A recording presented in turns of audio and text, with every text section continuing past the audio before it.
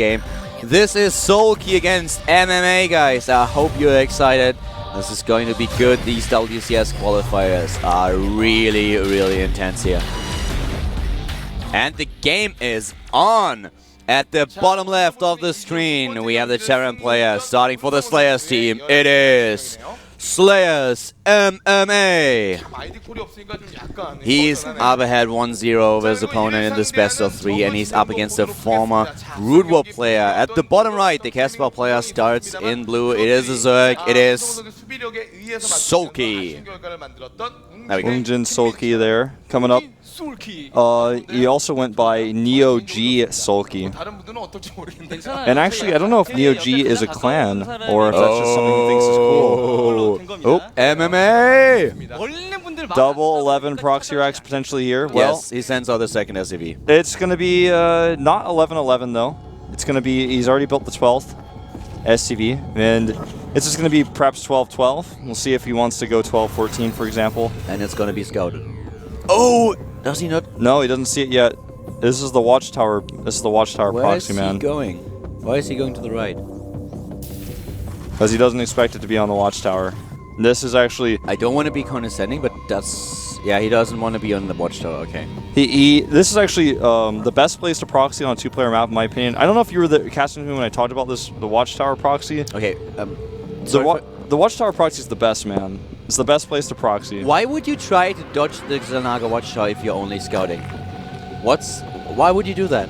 Well, he wanted to... No, he didn't dodge it, but he's... Did he think there would be a proxy right? Yeah, exactly. He's going to try to see if there's a proxy to the right. He's not trying to hide from the Watchtower. He just wants to see if there's a proxy to the right. Now he's going to see... You look at this fake by MMA. It looks like maybe Command Center first, but he's like, wait a minute, this timing is wrong. I mean, MMA plays this really well, but the thing is, I don't know. I've never seen a Terran player proxy to the right side of the map. I've seen them proxy to the lower bottom left and in the middle, but, well, this scouting pattern is a little bit odd to me. The thing is, where MMA has proxies is also like, not that far forward, so it looks pretty... Oh, does he actually see this? No, he doesn't. He has no idea. We saw it earlier. Legend pointed it out. No, but I mean, I don't even think he saw this Marine. Now he sees it. But he's going to have to pull some drones here, and he's already doing it. He's reacted. Soulkey pulling the drones here, and he's going to chase this back, but he's losing a lot of mining time right now, and the second two Marines are going to arrive, and that's going to be pretty easy to fight with, always bringing 4 more SCVs. He's really committing to this. MMA is now showcasing how Terrans used to play against Zerg a long time ago. We don't see this all that often in the GSL anymore, but here is a former Casper player, and he has to deal with this push. MMA with the SCVs that he pulled immediately going in for the kill, and that's just too much DPS. Soulkey already lost a lot of income. Now the Zerglings are out. He wants to buy time, but there are a lot of Marines, and with the SCVs repairing each other, this might just be too much.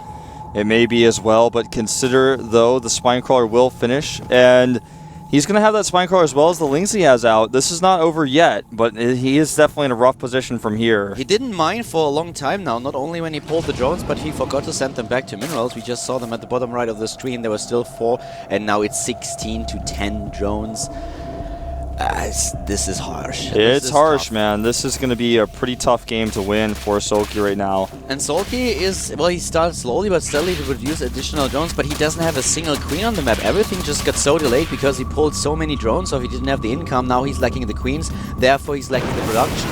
MMA is way ahead in Harvesters, and he can just follow this up now with an expansion if he wants to. He doesn't even have to commit to anything. But he's pulling the SCVs nonetheless. He wants to end it. Yep, and he will be able to. He's like, alright, well, you're low on drones here. I can actually just pull my SCVs and kill you while you're trying to drone. You're not making enough Zerglings. And this, if he gets that Spinecrawler down, the game will end. There's so many Marines. Look at that, already 11 in this group with more coming down rallied. And he's even got the bunker to fall back to if the Lings get overzealous. That was weird. Did you see that? Spinecrawler hit the bunker just once. But just once. That was so weird. That Spinecrawler broke the range. He's like, no! Alright, here we go. SCV is coming through, and look at how many Marines he has. This is just DPS. Way too much DPS. The Queen trying her best, but this is not gonna work. Soulkey with a GG. He loses the second game, and MMA with a very straightforward and convincing win. Yep, he will advance, taking the 2-0. I'm still a little bit shocked by that Spinecrawler, man. It's almost like something out of a computer program that's like trying to go beyond its limits. It's like, no, my range is not this. It's like, you said my range is 7. No, and he just like reaches and pokes that bunker. He's like, I got that bunker one time. I don't even know. I'm like trying to explain this in my head right now. I'm like, how could the spine caller hit once?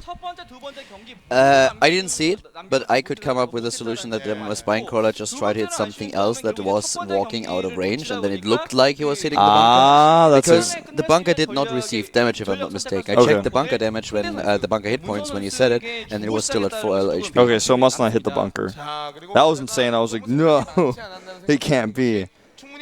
Well, that is it for our first match. MMA getting taken out, or rather, MMA taking out Soulkey 2-0. Our first Castle player against a GSL player, and MMA winning in convincing fashion. Like I said, MMA a top-notch player, arguably one of the best players in the GSL overall. He has not been able to perform as well recently. Did not play in the team league, so he was a great player and still is, but he's not producing the results. But I mean, obviously he has a ton more experience than Soulkey right now. Yeah, MMA just currently wants to get back into Code S, of course, and he's one win away from achieving it. Whereas Soulkey, of course, is right now considered to be a Code B player, if you relate to the GSL terms here.